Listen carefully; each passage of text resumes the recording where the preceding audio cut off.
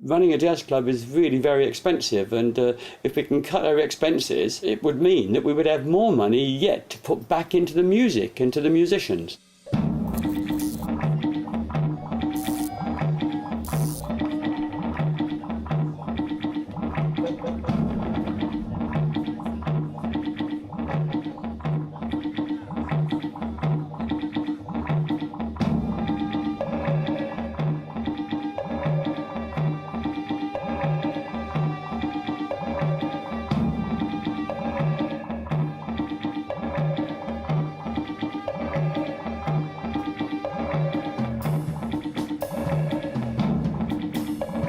We do our very, very best to get as top-line bands as we can afford to put on at a price that we think the audiences can afford.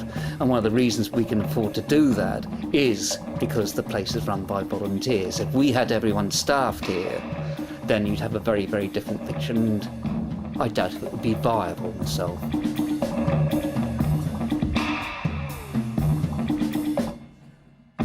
I've been volunteering at the Vortex for 4.5 years now, and I did it because I thought it would be the opportunity of giving something back to the club that I have always liked going to as a visitor, and I think it's a worthwhile thing to do and helps the club along.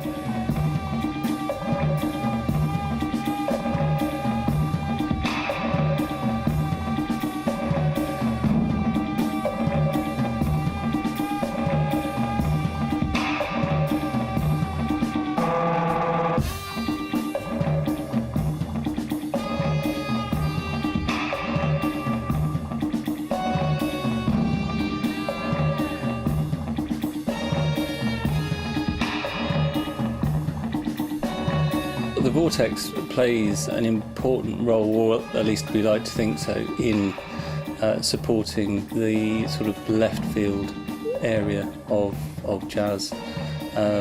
It's something that we've done historically with the likes of Evan Parker and Derek Bailey, and there's certainly a sort of resurgence of that kind of music, particularly in London and actually particularly in Dalston.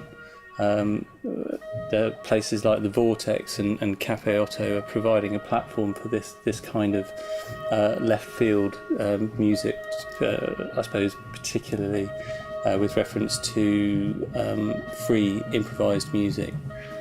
So it's something that we've always done, and it's something that we will always do. When we came into Church Street, there was very little going on in Stoke Newington. It was a very, you wouldn't even tell people that you lived in Stoke Newington. This was in '84. And this was one of the reasons why I could get a cheap building and develop it. But there was only one restaurant and a wine bar. If you go down to Church Street now in Stoke Newington, it's one of the trendiest places anywhere in Great Britain. But so the Vortex has played its part in developing Stoke Newington. When we were forced out, we had thousands of people trying to save the Vortex. Local people who wouldn't normally want a venue, but they wanted the Vortex. They didn't want the Vortex to move out, and so there was a campaign. Local people save the Vortex. It's quite unusual, and so we've had great support, great community support. Wonderful community support, and let's hope we can keep that going. I'm sure we can. I mean, we do put our community way up top there to make sure that everything works here at the Vortex.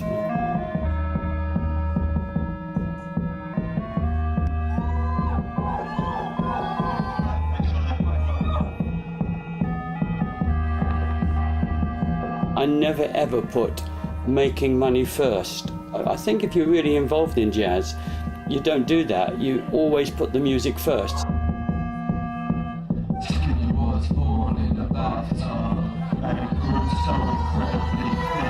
Ronnie Scott always said that the way to get $1 million from jazz is to start off with 3, and you might, if you're lucky, end up with $1 million.